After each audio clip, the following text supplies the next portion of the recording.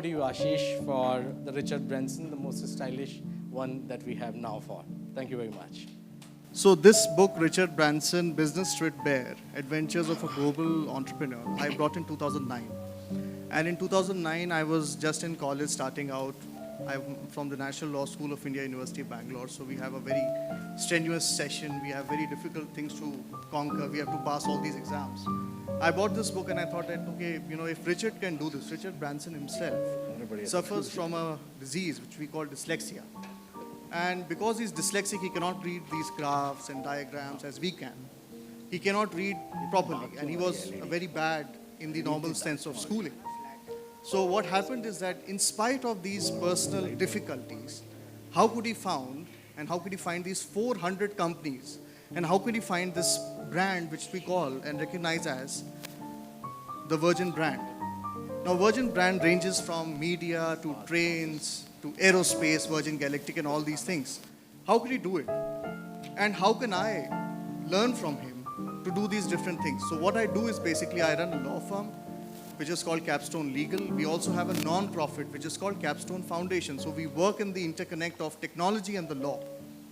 What we do is we use technology for the betterment of citizens. We have developed a consumer awareness platform.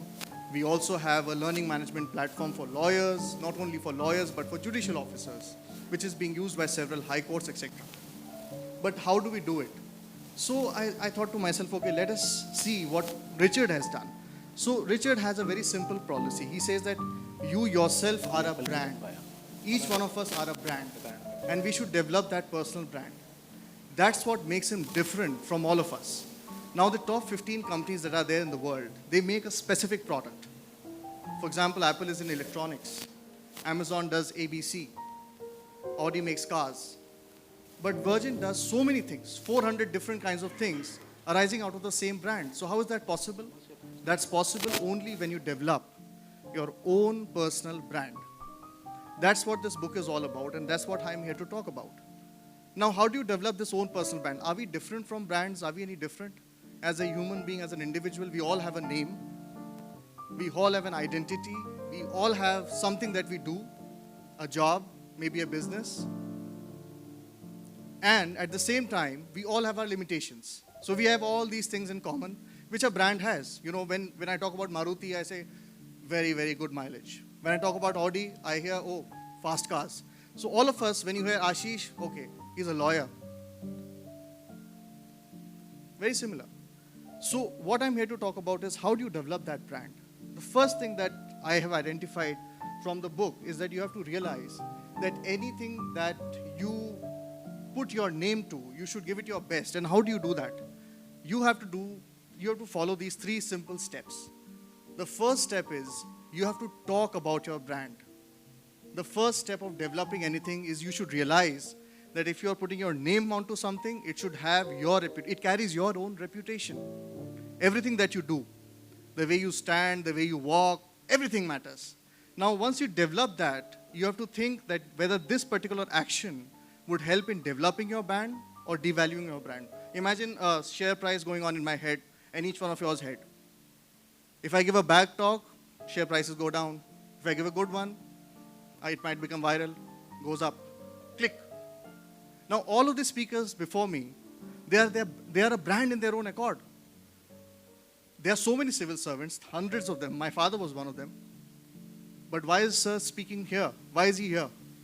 Why is Dr. Bajpayee here? Why the other speaker is here? Because they have developed their own personal brand in a particular way. They have developed their own signature style. Speaking about the Mahatma, speaking about the Dalai Lama, wellness experts. There's so many bureaucrats, so many wellness experts, so many psychiatrists. So in the same manner, how can we do it in our own personal life is very important. Now, I think all of us are a brand. So how do you develop it?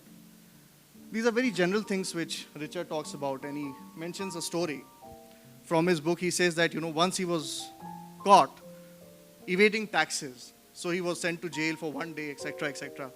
Now he says that, how did it affect my brand? Very badly. So he says that if you want to do something, you should have a damage report ready. That if I do this wrong, if I do this particular act, what could go wrong? Once you analyze that, while you're at work, it will help a lot. What could possibly go wrong? Not in the sense looking at all the negative things, but what this particular action would do to create or improve my personal brand, improve my company, and all those things.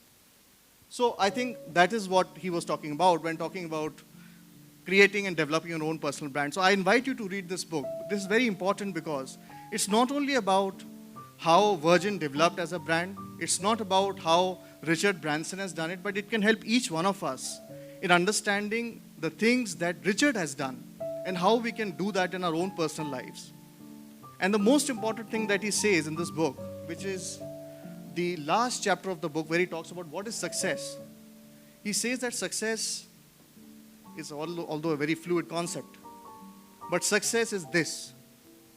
You have to think beyond your own self if you want to develop a brand. If Dr. Bajpayee only thought that, okay, I would become the best psychiatrist in the world, he would be never speaking about the Mahatma here. There was no reason for him to do that.